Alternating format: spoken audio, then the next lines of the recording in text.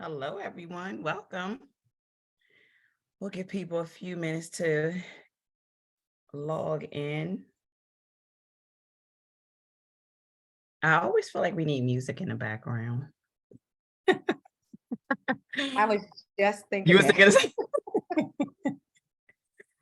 So yeah, we'll do it next go round.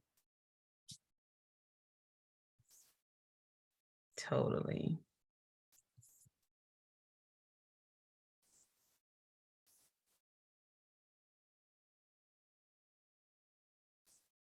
I see people in, but I don't see anybody in the chat.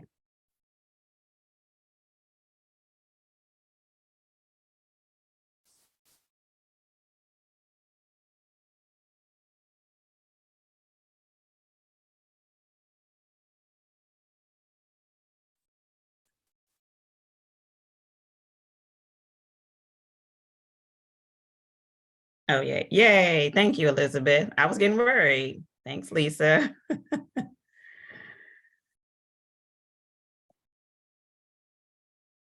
Hello, everyone. And if you're a student, staff member, faculty member, feel free to put that in. We won't hold it against you if you're not an alum. Awesome.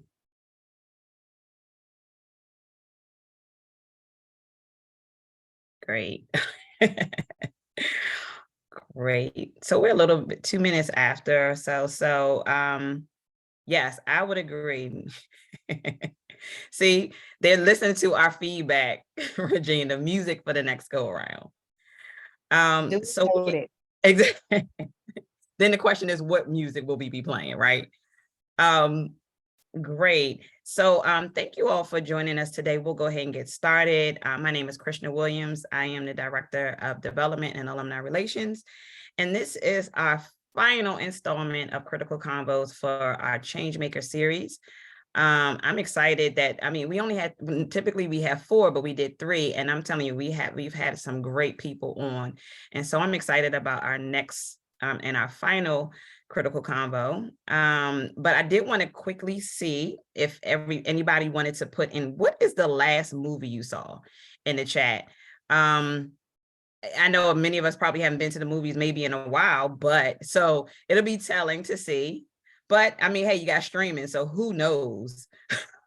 You could put anything or everything counts. You don't have to physically go to the movies, but David, Top Gun too. Great. Awesome.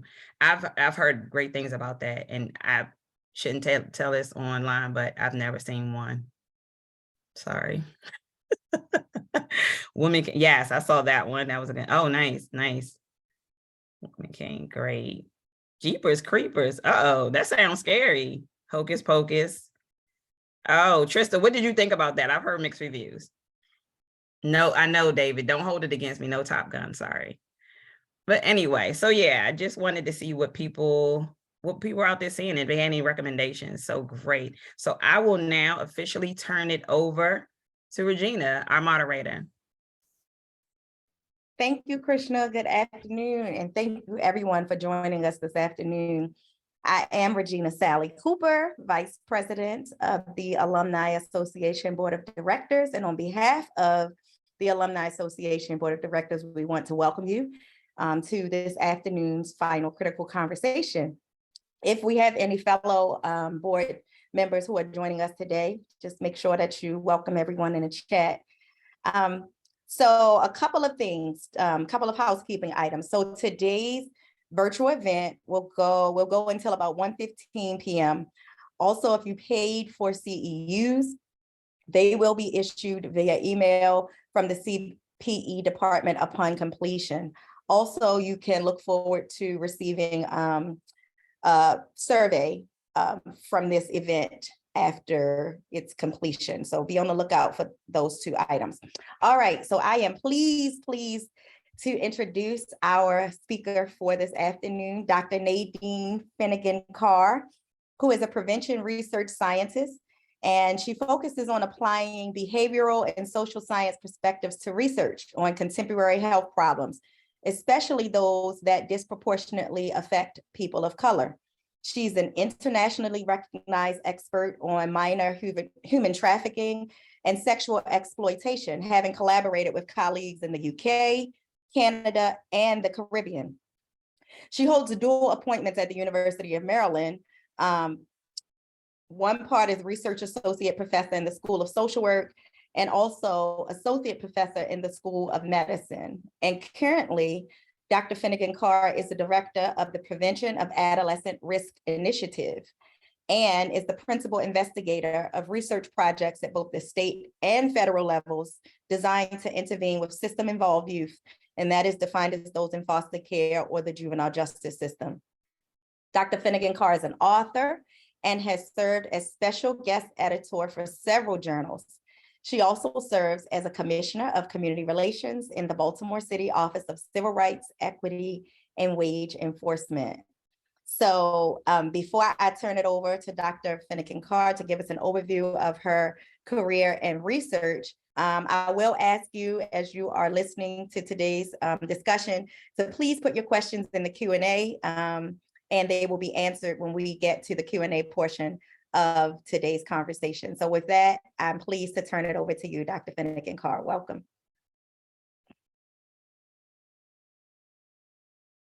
If I unmuted, there we go. I was like, wait, I can't do this. Okay, hi, it's only been 3 years of pandemic and I've only been on Zoom for like 5 years, even before that, but you know, the unmute button still haunts us all, right? So hi everyone, thank you for having me. I don't know what to say because Regina just like gave my whole bio and took away my thunder, but it's okay, I can start. So I'm gonna start the way I always start, and that's by saying I study sex, drugs, and rock and roll. I am living my teenage dream, believe it or not, because if you had told 16-year-old choir geek and science lover that she would grow up to study the things that she was, you know, hoping she would get to do, you know, talk with people about sex and talk about substance use and actually deal with some of the people that she was seeing, because I grew up in the late 80s. I went to high school in the late 80s. Don't do the math, you'll embarrass me.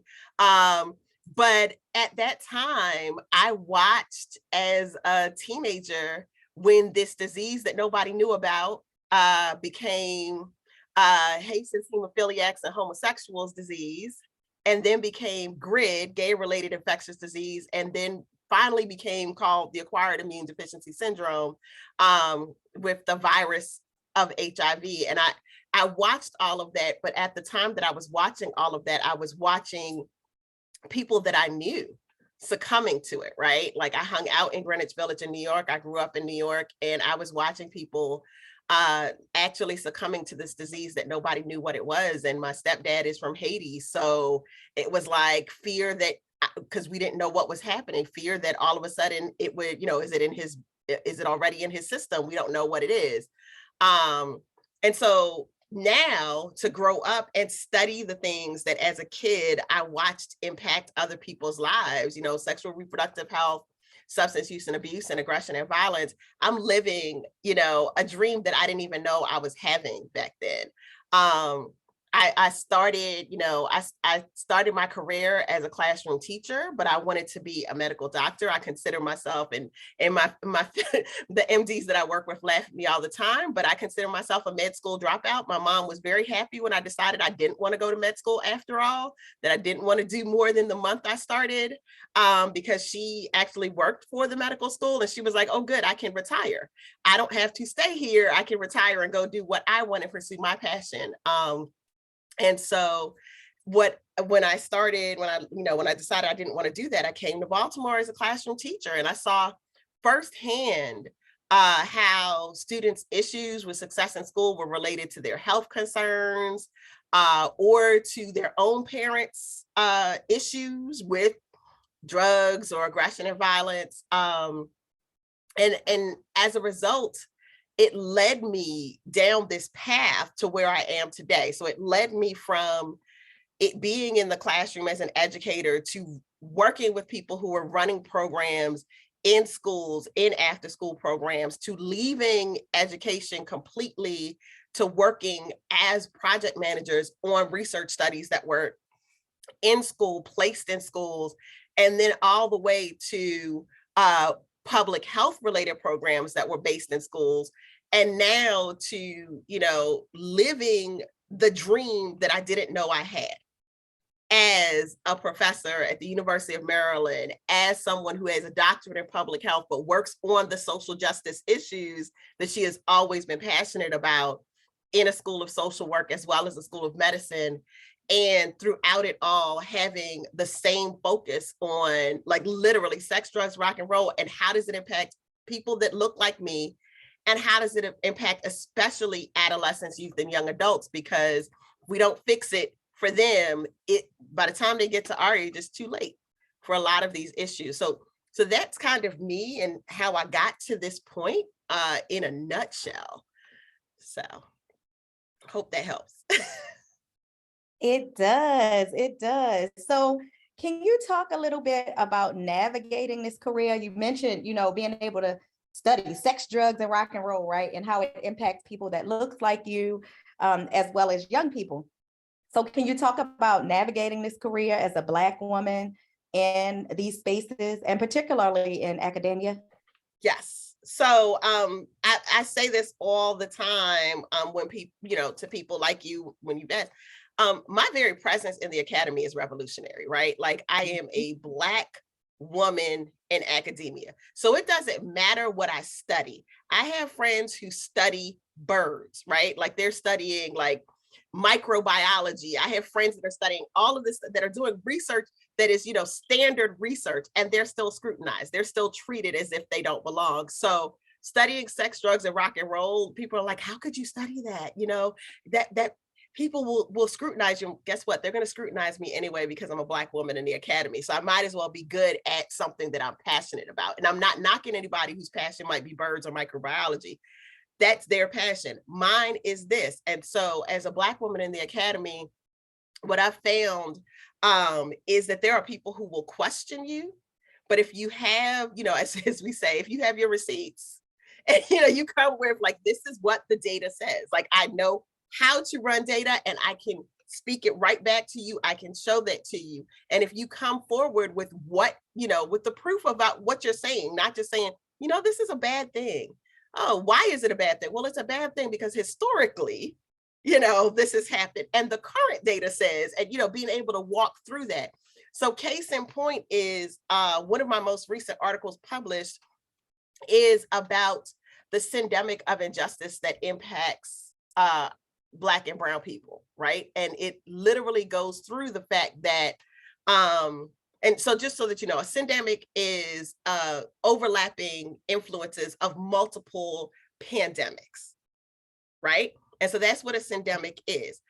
And so when the COVID-19 pandemic hit and people were like, oh my gosh, I was like, well, Black people have been living through multiple pandemics, right?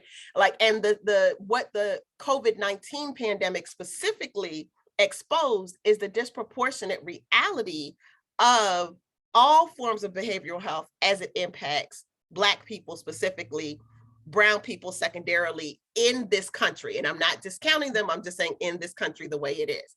And so what that led me to is really digging into that and explaining the syndemic of injustice as it impacts Black people, talking about systemic violence, structural violence, symbolic violence, and the interpersonal transmission of violence that comes from intergenerational trauma, and looking at how all of that impacts our health, impacts our youth, and how they develop their sense of identity and their sense of self. And I say that because this is a paper that came out now that just was written because the COVID-19 pandemic has hit. And so the time was right to publish it, right? But in terms of being revolutionary, it is a concept that I have been stating for probably 8 or 9 years. It predates the pandemic. And I remember being in a meeting with other professors, predominantly white males, and having this discussion about disproportionate impact. In that case, in that conversation, was how child welfare removes children from the home, and the mindset that disproportionately allows children of color, Black children, our indigenous youth, to be removed from the homes more than white children in most states. And having that discussion and talking about how that act is a part of a larger system and refers to a syndemic of injustice. And I remember saying that. And I remember one of the white males in that space saying, it's not, everything isn't about it, everything isn't unjust. It's just because there are poorer choices being made by those people. And I wanted to punch him in the throat. And I refrained and I said, no, that is not it. And I started to talk about, the structural issues and the systemic issues. But at the time, I was a junior scholar to that person. And I needed to start wording it in a way that could actually prove my point. And I had been perfecting that commentary over that entire period of time. But I don't think that I don't think I would have had that perspective. And don't think I would have stuck with it, so that at this opportune time, when an actual pandemic that people can see and understand occurred, now is the opportune time for that paper, for people to understand what I was saying. Whereas I was just trying to convince these few, other professors. Now it's at a point where I put it out there and it's a manuscript that I'm seeing being retweeted.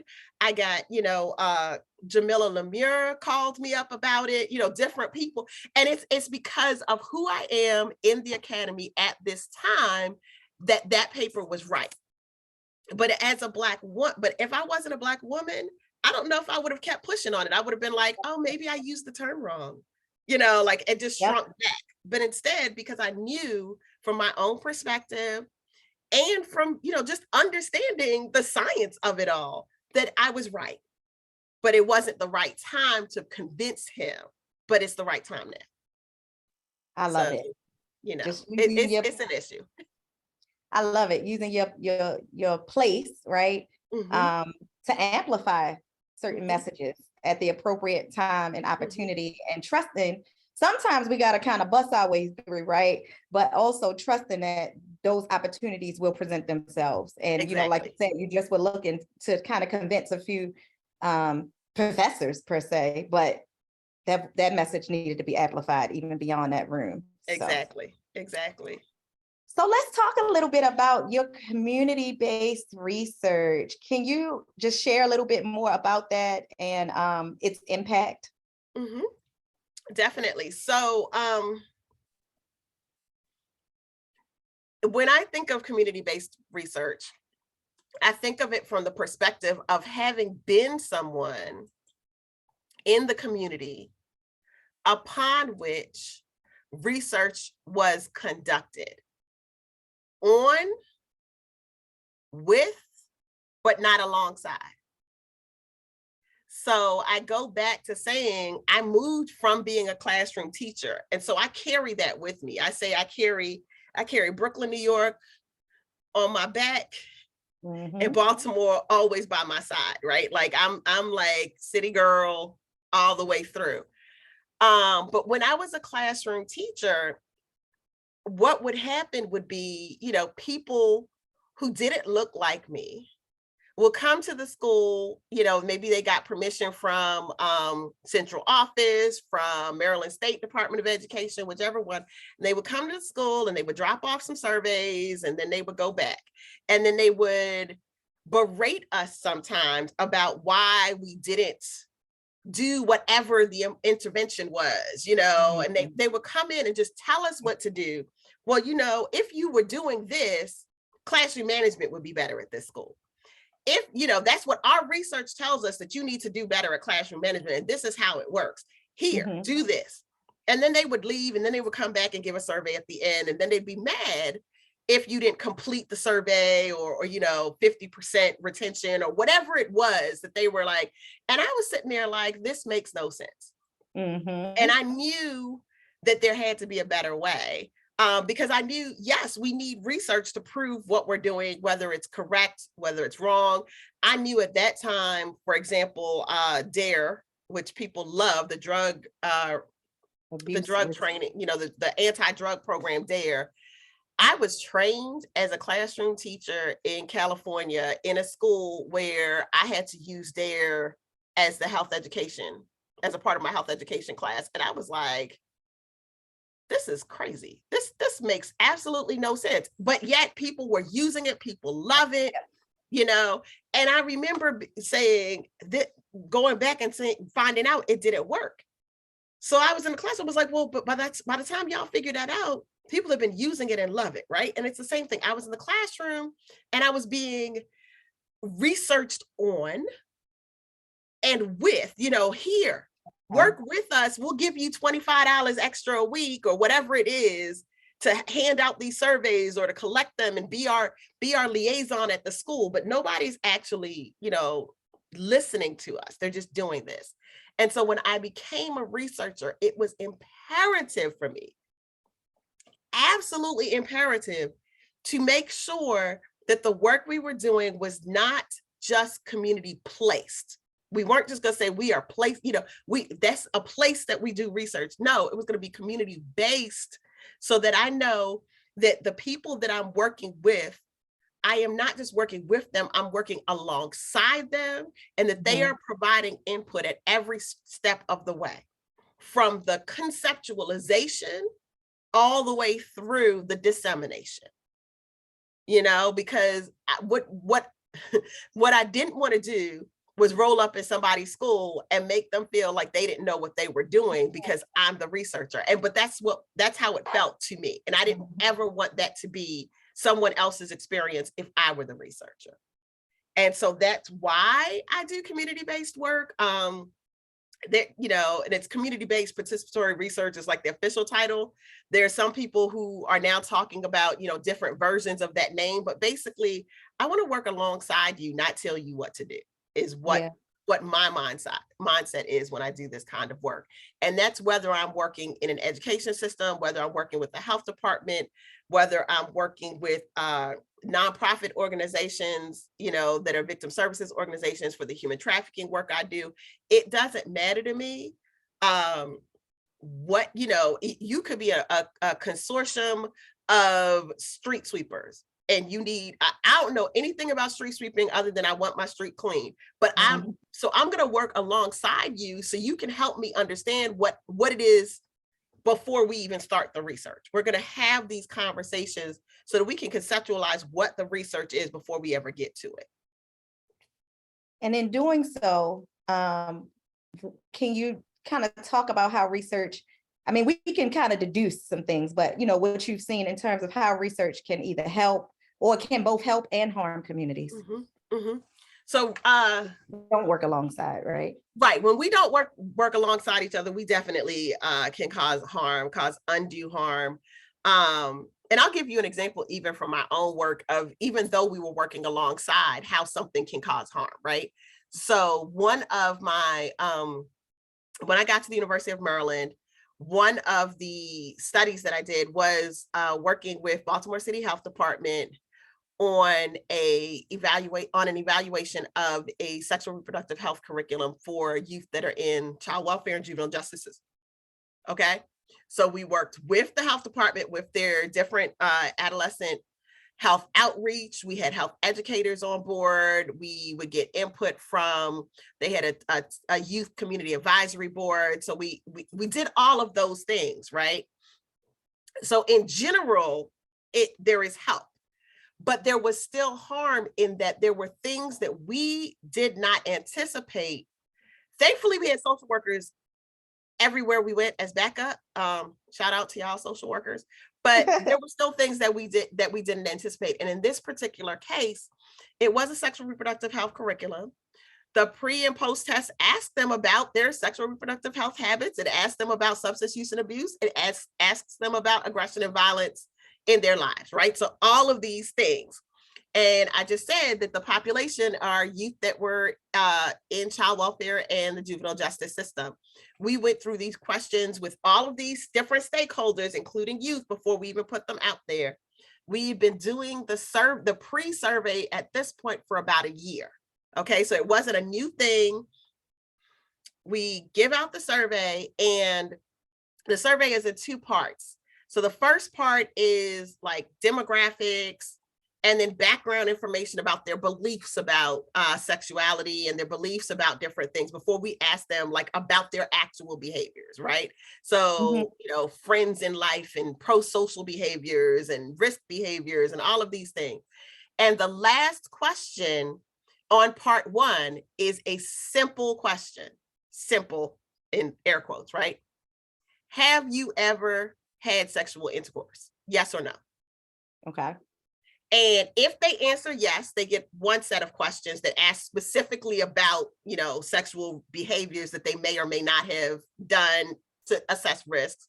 If they say no, then they get the next part of the questionnaire is more generic about just like your friends and who you might be attracted to if you had a boyfriend, you know. So it's like I said, that last question is a simple question. It's just a yes or no, and then it'll pop up which one of the other two you do. And usually get there and that's it.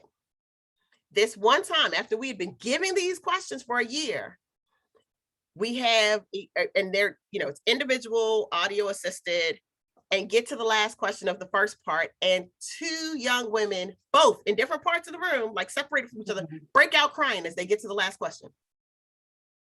They literally bust out crying. And I'm sitting there like, okay, I'm like, it's yes or no, because if you're, and it's not like anybody else in the room would know if you picked, you know, like the no or the yes, right? Like, it's just like, and I'm like, why are they, you know, they bust out crying. Well, talk about harm that you didn't even anticipate, even though when you anticipated. Both of these young women had experienced childhood sexual abuse. Now, mind you, the majority of the youth, and this is why we worked with them to develop the questions, had experienced some form of abuse, but both of them had experienced it in such a way that they hadn't even come to terms with whether or not they considered themselves as having sexual intercourse or not. Yep.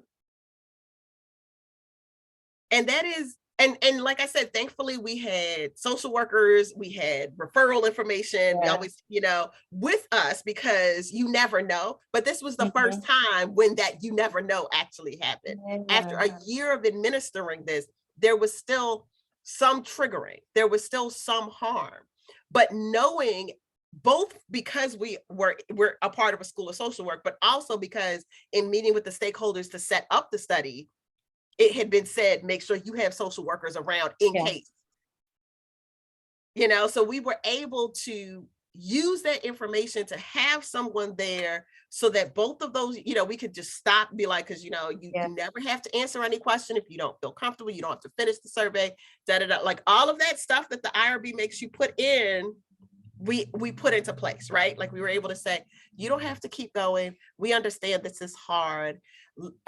Let's talk this through with the social worker so you can decide how you want to proceed with this. Let's make sure that, you know, both of these young ladies had therapy. They were still in therapy at the time for it. You know, let's make sure that your therapist understands that you were triggered. All of the safeguards were in place, but there was still harm done. Yep. You know, even with all of the safeguards in place. And so, you know, but the larger scope of that, if you think of that same study, the larger scope of that is that curriculum ended up becoming an evidence-based curriculum that is used by the federal government. So that is used now, like we don't have to ask those questions every time. It's, you know, the curriculum works, and it's used specifically with youth who have experienced trauma. You know, those in the child welfare, the juvenile justice system, or in areas where they may have experienced significant trauma. And so the help of it is that we were able to do this thing, but there was still harm done even with safeguards. And I think that's important to understand, is even when you work in community with people, there is still harm or and there is still help. Yeah, still unintended consequences. Like unintended consequences. So just being prepared for that. Yeah. And staying prepared. Yeah. Thanks for talking about that. So when we talk about, the different populations that you've worked with, in 2018, you presented a TEDx talk titled "Child Prostitutes Don't Exist." So can you define human trafficking, to maybe talk a little bit, some highlights from the TED Talk, and in particular about how sex trafficking impacts victims and sort of some of the challenges when working with those victims of human trafficking? Yeah. Definitely. So, and thank you for the TED Talk shout out. If anybody hasn't watched it, please go watch it.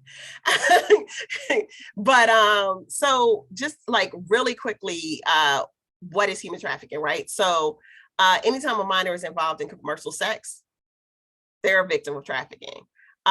In terms of minors, in terms of adults, it is someone who is forced, defrauded, or coerced into performing commercial sex acts. That person is considered to be a victim of human trafficking. For adults, they have to prove that they were either forced, coerced, or defrauded in order for it to happen. For minors, you don't have to prove that, because we have the understanding that cognitively, developmentally, spiritually, emotionally, all of those different leads, a minor is not prepared to consent to, in many cases, depending on the age, sex, much less a commercial sex act. And so that, so that's like the official definition. The way I put it, and it's taken a paradigm shift that is still happening, right? Is you need to understand, especially when it comes to child sex trafficking victims, it does not matter what the age of consent is for sex. The age of consent could be 2 years old. But if that 2-year-old is now 16 and is forced to have sex for someone else's profit, it is still considered sex trafficking. It is still considered sexual exploitation. And so the mindset, which is where the title of the TED Talk, Child Prostitutes Don't Exist, come from, is because no matter what I would say for a while, I would get the response, well, isn't that just a child prostitute? And I'd be like, oh, because child prostitutes don't exist. Like, they literally don't exist. So that's where it came from. So my work in there came from the very fact that mindset had to occur, that paradigm shift had to occur, because what was happening was that youth were being victimized in via commercial sex work, and child welfare workers were either not recognizing it, or that oh, well, she wants to be a child prostitute, or she was always fast, that fast, that Yep. well, she was, and I was like, but you realize that that's something that you can prevent. Like, we can prevent her being victimized, that she is already vulnerable to victimization because of the fact that she was abused. He is already vulnerable to victimization because he identifies as a sexual orientation that is non-binary. That he is non-binary and has a different sexual orientation than everybody else, right? Yep. And so that child is already disproportionately now in the child welfare system. And now that child is vulnerable for whatever the reasons are. And so I started having to do this work actually because of that same study that I just talked about with the 2 young ladies who were victimized, because it was a sexual reproductive health curriculum.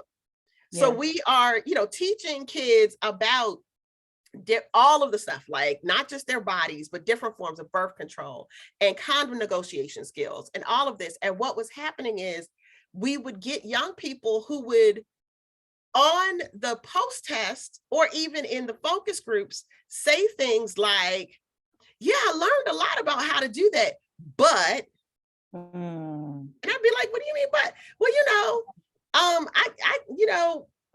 if if they don't want to use a condom, I can't, because I make more money.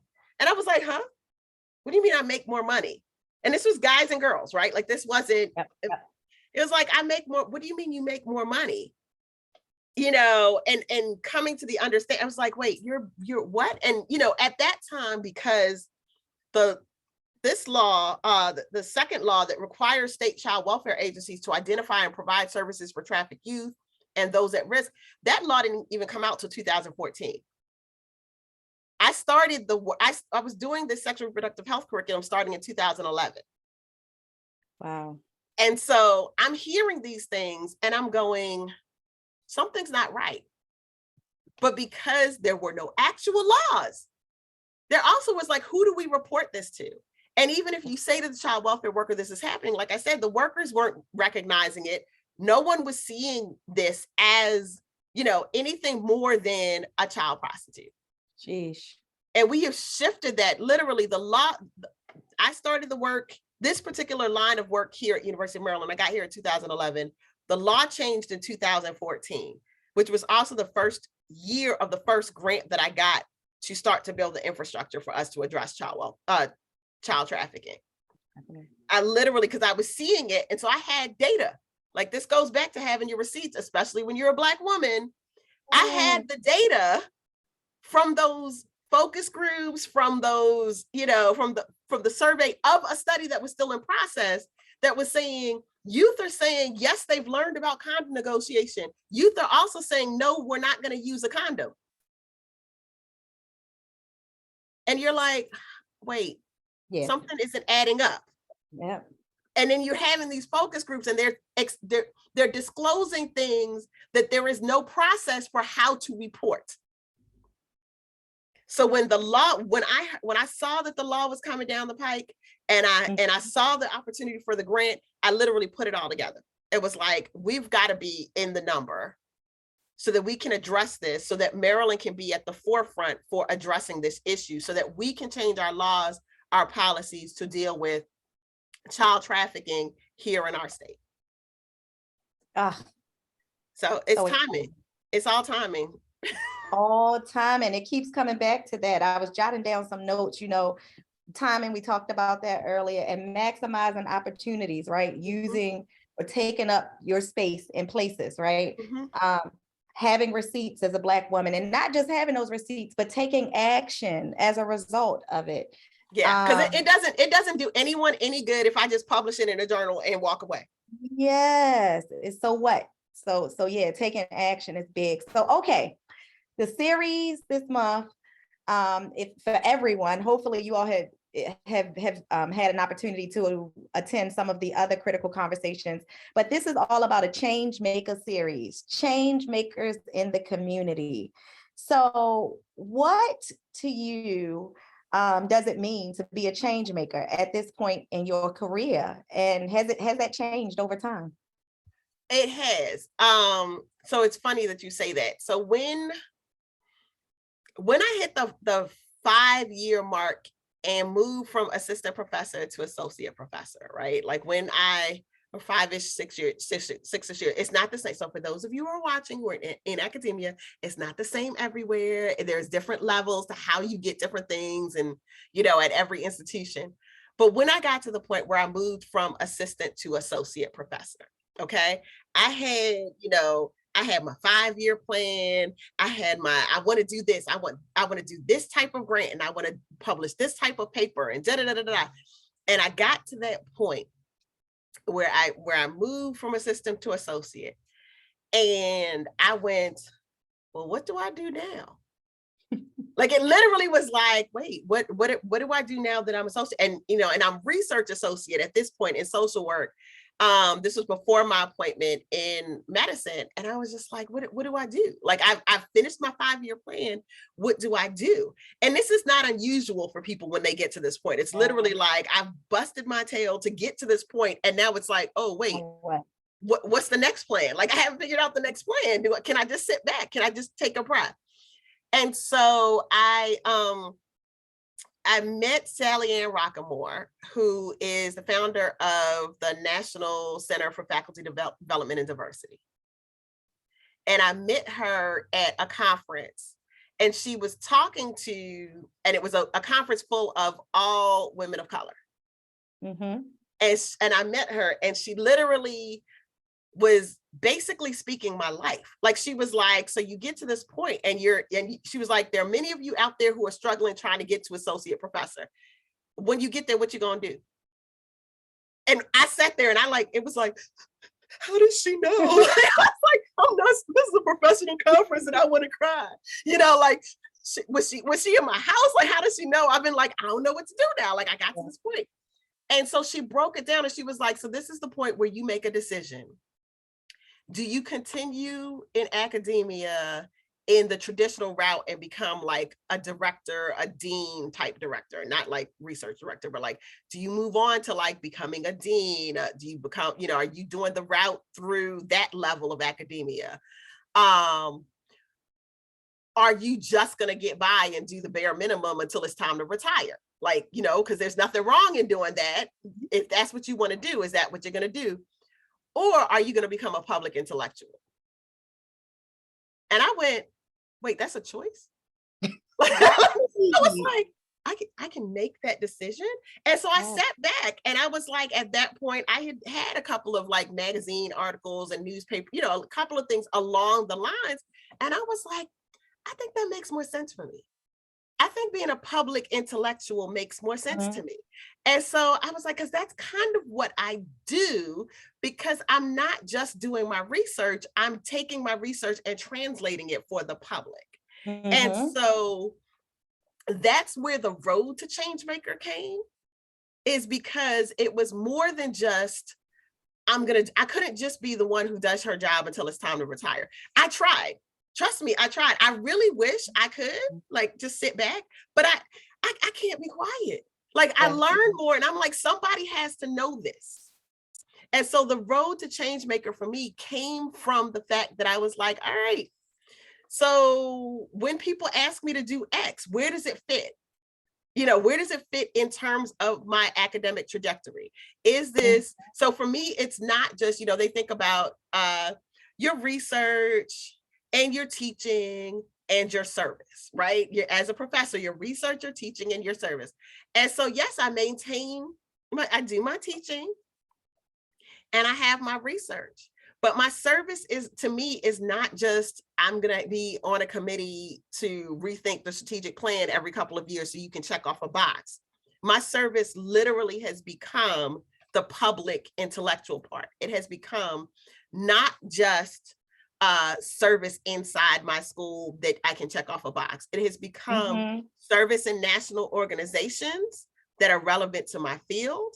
It has become, as you mentioned in my bio, being a commissioner in the Office of Civil Rights, because of the fact that my work, it has so many impacts when it comes to civil rights. There's so much that I have learned from my research that is helpful for this. So that's kind of how I came to the Changemaker lane, is because I realized that my work is better suited for when I translated that public intellectual role. Yeah. And making, having it not just stand for other professors, other people in academia, maybe for a couple of practitioners to read in a journal. It needs to be something that I translate and I'm out there doing. And then in terms of my work on national organizations, that I'm also shaping the organizations in the field that do that as well.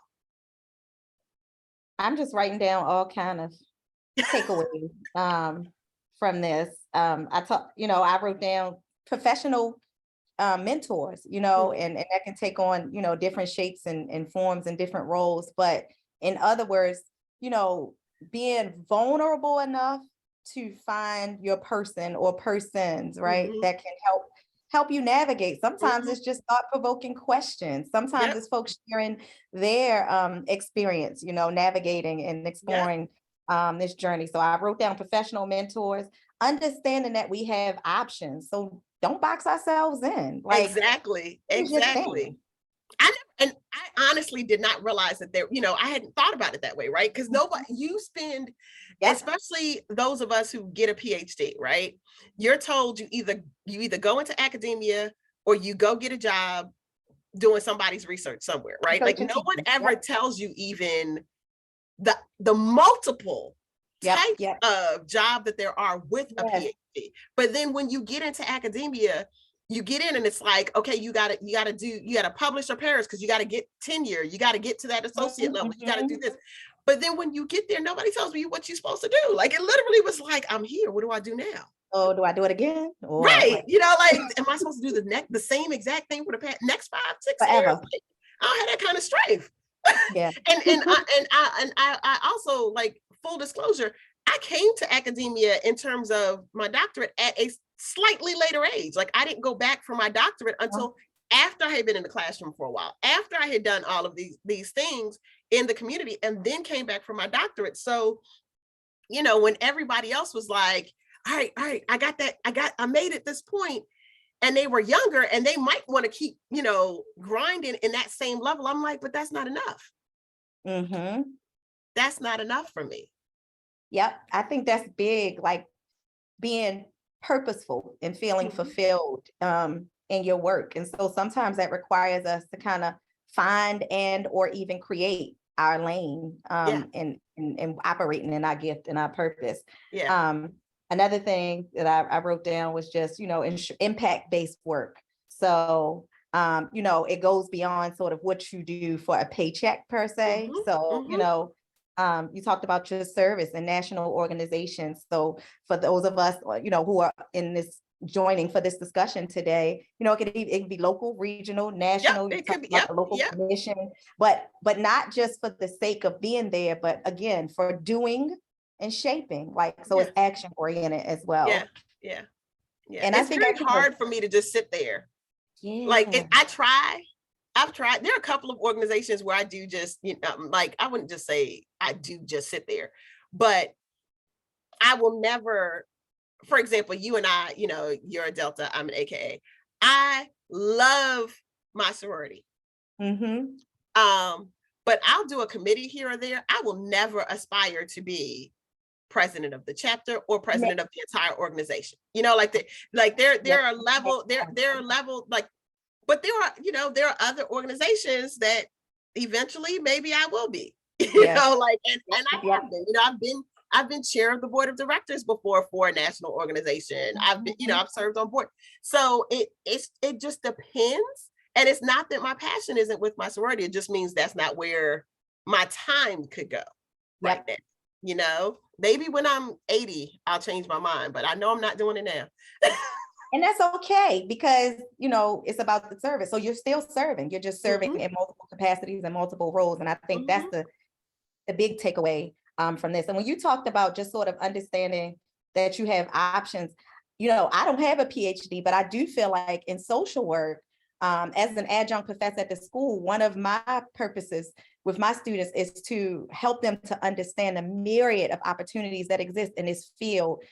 Because I think a lot of times it's so broad for us, just as social workers, it can be so broad. If we can work anywhere, doing virtually anything in social working, if you will. One of my friends, they'll just say, I need you to social work me. And that can mean so many different things, right? So I think it's not even just limited. I think that's just a broad thing across the board in our field. It's just understanding how we can operate in a multitude of spaces. Okay, so we could sit here and talk about that all day, but we do have 2 questions in the question box, and I'm going to encourage folks to please continue to use that feature to ask your questions. So you talked about commercial, this one was, can you define a commercial sex act? That was when you were talking about your I'm laughing because to me, it's everything. Any sex act that is performed for something of value. And what is something of value? Like, y'all can drop that in the chat. Like, what is something of value? This is interactive, y'all. I'm like, I'm gonna sit here. I'm a professor. I can sit here and wait forever. Like, what do you consider to be something of value? Housing, okay. Money,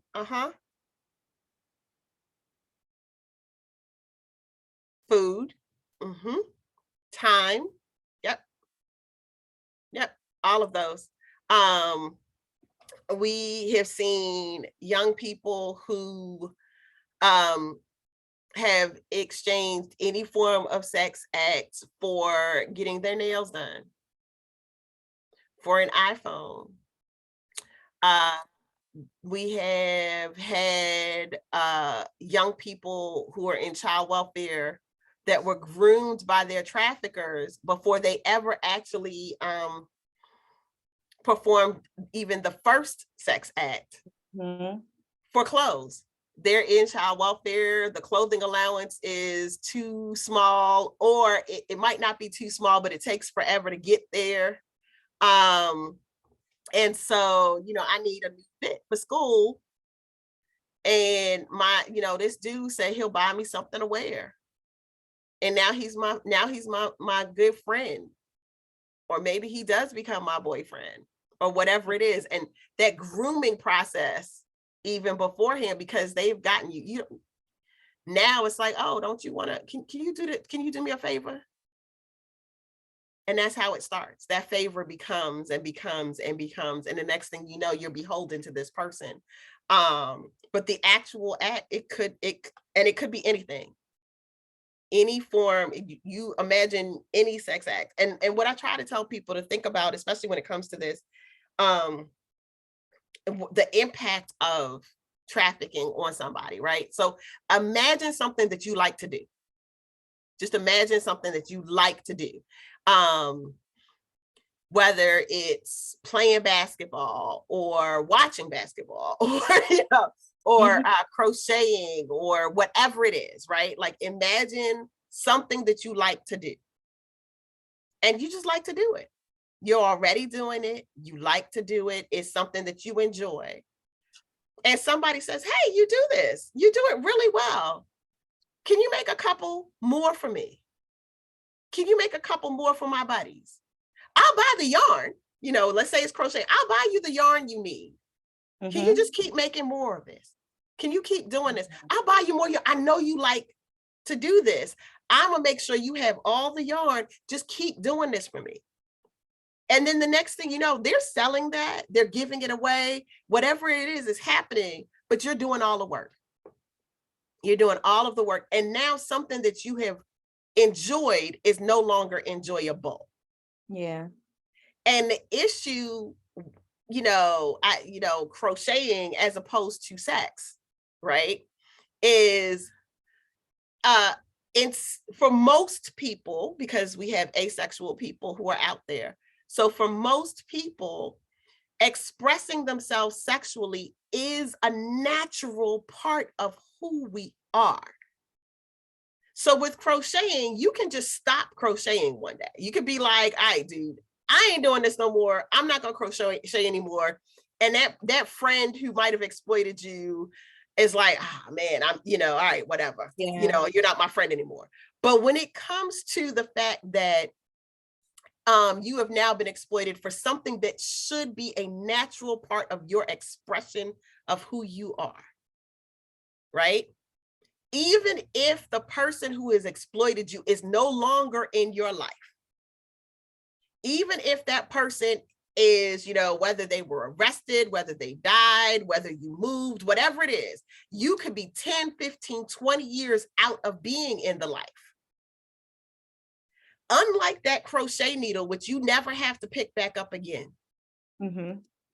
Most people, because their sexuality, because is a part of who they are, at some point,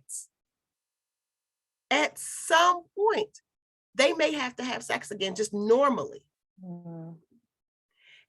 Or something may happen to them physically that reminds them of when they were being exploited. And I'm saying this because I know that there are a number of alumni who are social workers in various capacities, not just working with children and youth. Because what I am now learning from survivors who have been out 10, 15, 20 years, we have one woman who is on our advisory board in her 60s, right? Like, so we're not talking little kids, we're talking an advisory board that's been helping us. That at every new point in your life, because of how much sex, sexuality is a part of your being, at every new point in their life, there's a new trigger. At every new point in your life. And this is something for those of you all who are social workers, therapists, clinicians, to keep in mind, is that this is something that the impacts of follow them. I had a young woman who had to have a colonoscopy. She went in for a colonoscopy. The colonoscopy triggered her. It reminded her of something that happened. Mm-hmm. This woman is in her 40s. I've had a woman that I was speaking to not too long ago. She has a heart condition. Actually, she has the heart condition that the guy from Three's Company, the guy from, I forget, oh God, John, all of a sudden his last, Jack Ritter. Yes. She has that same heart condition, but hers was caught soon enough that she was supposed to be going in for surgery and everything. Because it was in her records that she had been a trafficking victim all these years ago, the nurse called in therapists because they thought that she was pain seeking. Mm. And so instead of recognizing, this woman is saying, I'm in pain, all of these things that are happening. But before they ever got to this point, they looked at her and they looked down on her because of her experiences 15, 20 years ago. And then that sent her back to what?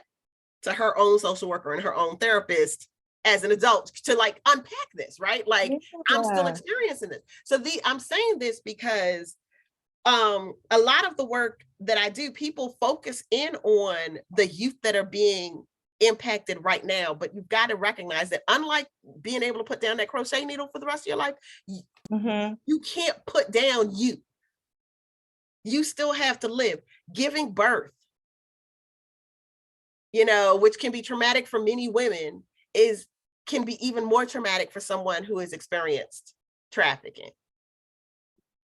A mammogram.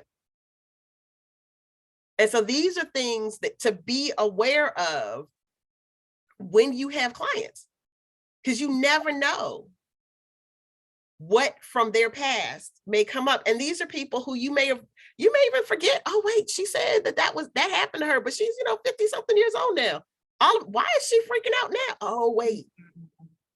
So these are things to keep in mind for you. Thank you for that definition. Please, I think we may have time for maybe one or two more questions. So feel free to drop your questions in the chat.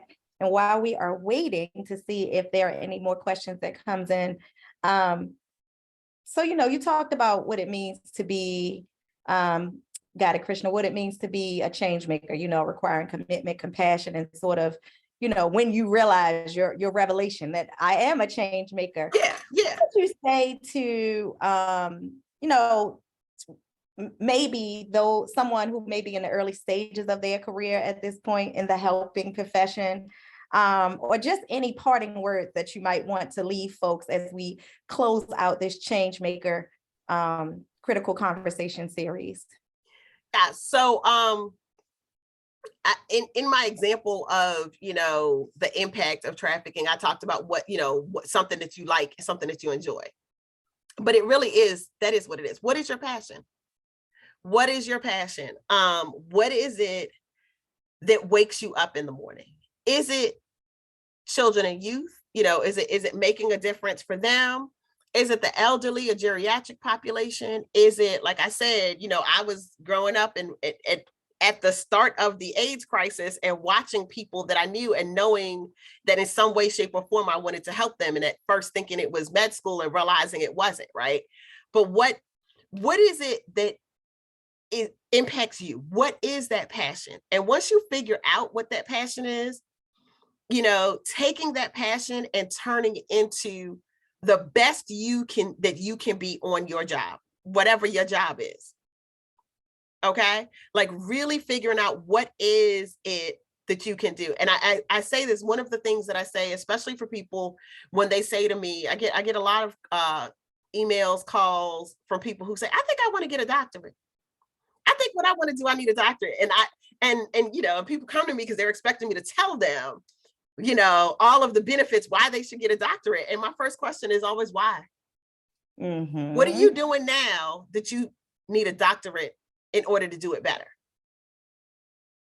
And if the answer is nothing, then maybe it's not the doctorate you need. Maybe it's that you need to figure out with what you are doing now, how can you do it better? How can you do it to the best of your ability? You know, because in my case, I was hitting that ceiling, right? Like and it wasn't even a glass ceiling. It was literally like, all right, I have a master's. I'm working on these research projects. But then I would go to say something and be like, yeah, you're just a project manager. Or yeah, you know, like I couldn't do the next level of what I wanted to do without getting my doctorate. But that's not necessarily everybody's case. Yeah. Sometimes it's just somebody said to them, oh, you should be a doctor. You should get a doctorate. You should do this. And they're like, oh, let me get a doctorate. But why? Because, you know, it's expensive. And, you know, Biden ain't going to be president and trying to get rid of people's student loans forever. Yeah. So, you know, they just stopped it. So really, what is your passion? So I say that. And then the next question for people trying to get into this that I ask, you know, once you figure it out, it's like, yes, this is my passion. This is what I want to do. No, I realize that, yes, it's a doctorate that I want to do because I want to do this. Like, this is the feeling. So then the next thing I say is write that down. Write down what it is that is making you excited to the point where getting that doctorate makes it even more exciting. Write it down. Because yes, if you're passionate about it enough, you're going to get into somebody's program. You're going to figure out how to pay for it, right? You're going to figure it out. If that's really what you want to do, and going back to that timing, if that is really what you are ready to do, you're going to get there, you're going to get it. But write down why. Write down your why, because it's not easy. Because you're going to get to that point where you're taking biostats where you're like, oh my God, why am I here?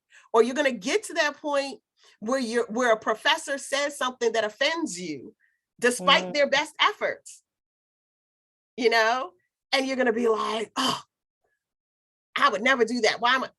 You need to be able to go back to your why. You need to be able to go back to what made you passionate to pull you through the years of getting that doctorate. You're going to have to go back to your why, go back to your passion when you're figuring out what your research trajectory is going to be, what your teaching focus is going to be. You're going to need to know that why, because you're not going to get a job if when you're looking to be a professor and someone says, well, what type of research? What is your research trajectory? And oh, all I wanted was a doctorate. I don't really have one. That doesn't really get you jobs. So but your passion does, right? So like, my passion has always been sex, drugs, and rock and roll. It's not a joke. That has literally been my passion. Like, the first time I recognized the smell of heroin coming out of someone's system was as a classroom teacher. And I'm teaching, and I had parent-teacher conferences, and this parent comes in, and afterwards I'm like, what is that smell? And if you have not smelled it before, it's a fruity, almondy kind of smell that comes out of someone's system. It's not a medicine. It's not a perfume. It's literally, it comes out of their skin, and that's like their body composition changes it to. And I remember going to somebody and saying, what is that smell? And they were like, oh, she's on heroin. I was like, that's what heroin smells like coming. I was like, they're like, what are you talking about? I was like, you didn't smell that? And I was like, okay, so now I got to learn more about heroin, you know, like heroin, because their parents on heroin. How do I help them? You know, like, this has always been my passion. This is not a joke. And I wrote that down. Like, I've written down what has made me passionate every step of the way. Whenever I need a reminder, I write it down for myself. There are notes everywhere. Like, if I angle this like this, you see that there are notes hanging above. Wow, love it. Okay, I keep that at the forefront. Because you need to know what's passionate and what will drive you, because what is the worst thing is to get somewhere and not know why you're there. And I'm not talking about the forgetfulness that comes from age, which some of us can recognize. I'm talking about you literally have shown up somewhere and it's like, wow, I'm here. Why am I here? It could be the like, wow, I've made it. Or it could be the, no, really, why am I here? I don't know. Like, I don't know what I'm doing, because that leads to burnout. And then you sit there in therapy trying to unpack why you're burned out. Don't do that, because therapy is expensive. School is expensive. Yes. Figure it out before you get there. And that'll help to, prevent some of that. All right. Again, I just wrote down so many things, y'all. So I hope other folks are taking these nuggets away as well. Okay, let me just say the first thing I heard loud and clear is you said write the vision and make it plain. Is that what you said? Write the vision and make it plain. Yeah, I saw that. Always, and that'll help you to always go back to your why, and your passion is what will get you jobs. So what I hear you saying is that an intersection between passion, purpose, mission, profession that can exist. Yep. And I say that all the time to my students, to other folks. I took a major leap of faith 5 years ago in my career, and I just knew that there was something more fulfilling, and there was something inside of me, something more for me to do. So, my message to others has just been like, it can exist. We can exist where we can, be fulfilled in what we're doing, making a difference. And guess what else? We can get paid for it. We can live. So that part, that part, because I'm a unicorn, but I'm a unicorn who pays her bills. I mean, unicorns got to pay bills too. It happens. I have things that I like to do, and so being able to pay the bills helps that.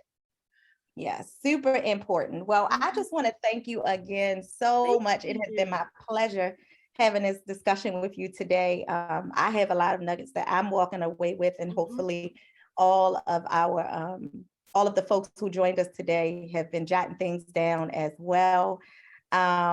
I want to thank all of you who have joined us today. Again, just want to remind you that you will be receiving an evaluation from the CPE department, and for those of you who requested and paid for CEUs, they will be issued via email. So with that, I will turn it over to Krishna to close us out. Thanks again. Oh my goodness. Just as I suspected, you were going to close us out in a fabulous way. Yes. I knew it. I knew it.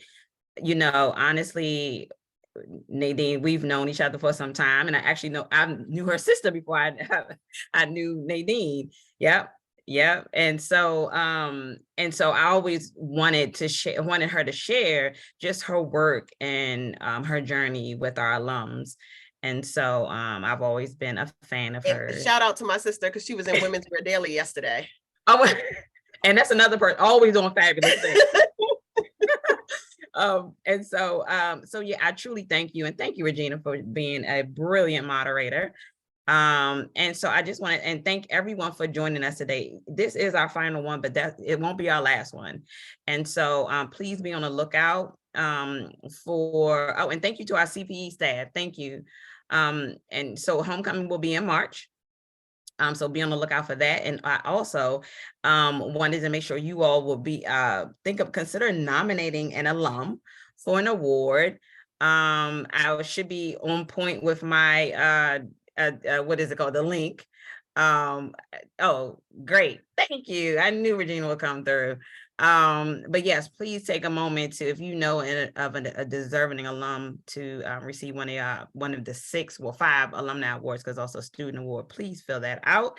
And again, thank you. I think that's it. I mean, we ended a smidge early, but I think that will be okay. What do you all think? Yeah, go try to grab yourself some lunch. They may have been eating lunch. I'm not sure, but at least Nadine, you can get some lunch, you and Regina.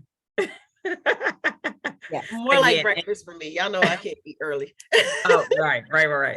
And also, so remember, be on lookout for the evaluation, and also you will get a survey from us, from our department, just wanting to hear your thoughts on what other critical convos would you like to chat about. So on that note, we can close it out. And I thank you all again, and enjoy the rest of your day. It may be a little cloudy, but Thanks for brightening up our day, Nadine. Yes, thank you. Thank you, everyone. Have a good one. Thank you for having me. Have a good day. You too.